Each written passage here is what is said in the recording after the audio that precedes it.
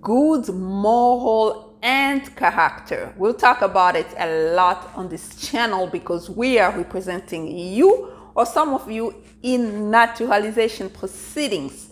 Bijoux Ngwanda here, immigration lawyer in the DC metropolitan area.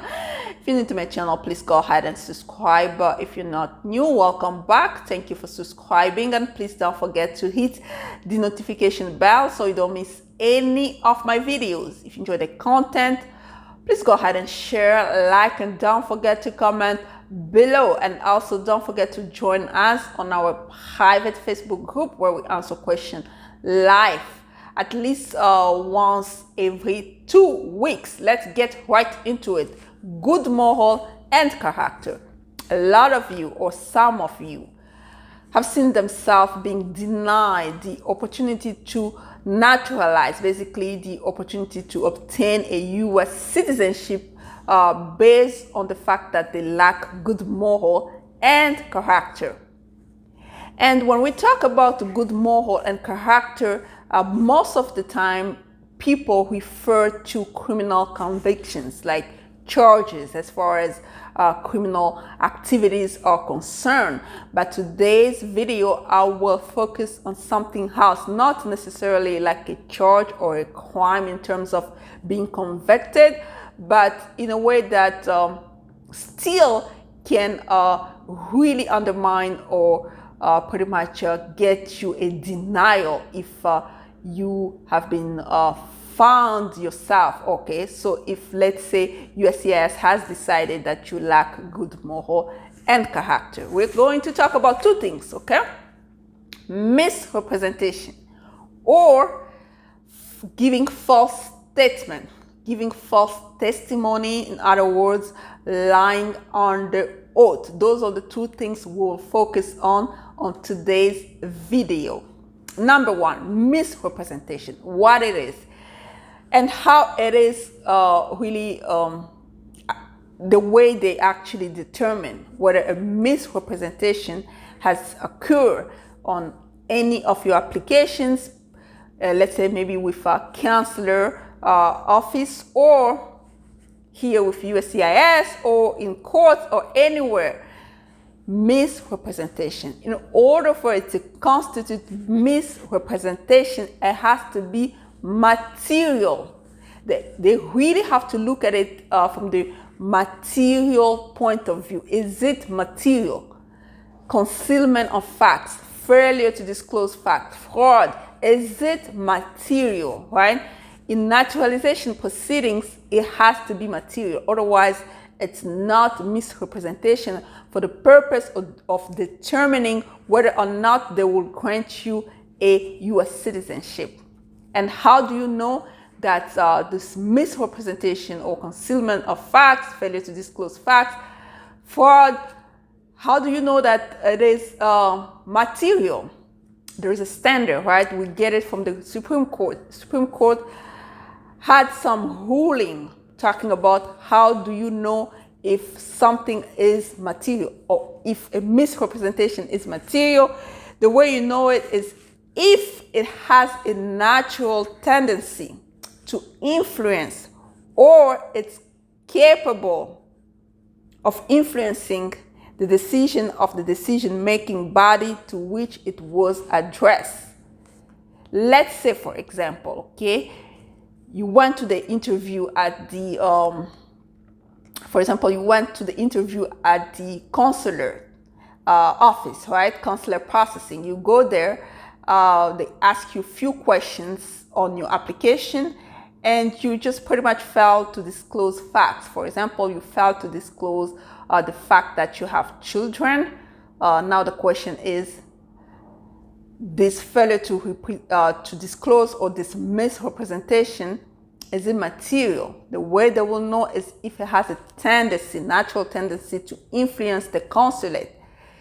If the consulate was in possession of true facts or all facts, will the consulate deny you a visa? Basically, back home, right? That's just one example.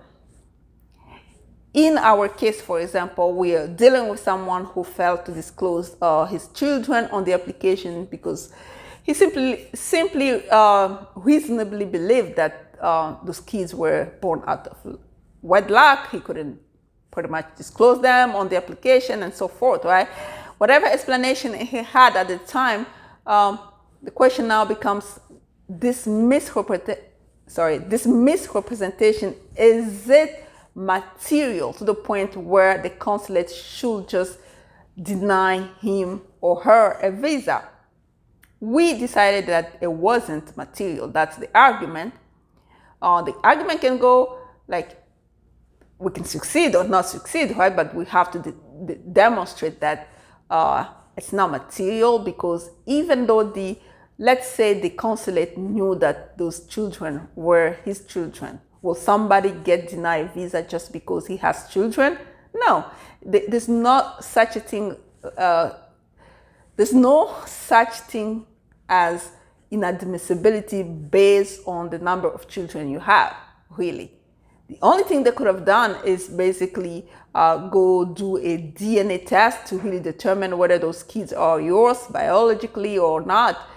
Because if you claim they're biological children, so they can determine, right, with DNA tests and so forth. But that's not in itself an inadmissibility issue for the purpose of obtaining a visa.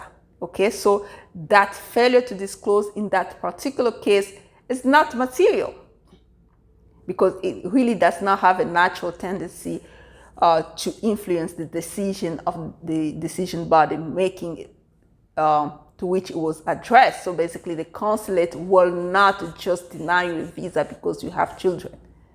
Okay? That's about misrepresentation. Let's move on to false statement, giving false statement under oath. How do you know? First of all, under oath, giving false statement is pretty much a question of facts, right, for the immigration judge to decide. But how would you know, or how will USCIS determine whether you gave false statement under oath? It's basically if the testimony was given with the intent to obtain an immigration benefit. If the testimony was given with the intent to obtain an immigration benefit, then it's false statement.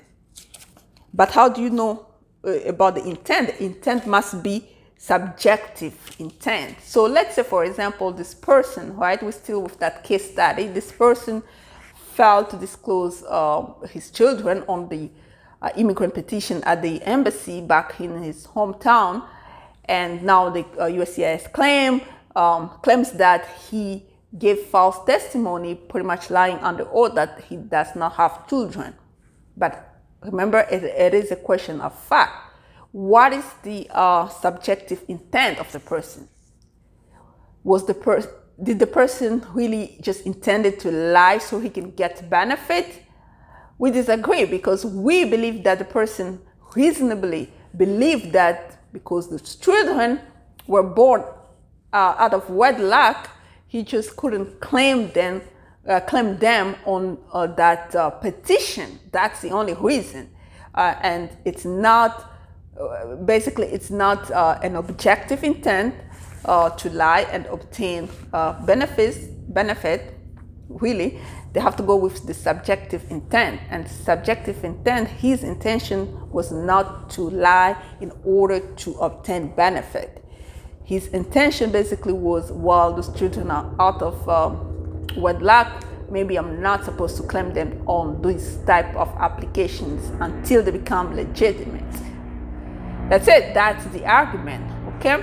And those arguments, most of the time we win, because we're able to demonstrate and really with case law and with facts and evidence, and then USCIS most likely will reverse itself on its naturalization decision. Yes, that's how we represent you in naturalization proceedings. If you need a consultation with me, please call 202-751-2180. Email on display. Consultation fees apply. You can also pretty much just click the link in the description box and schedule your own consultation on your own time. Until next time, bye-bye.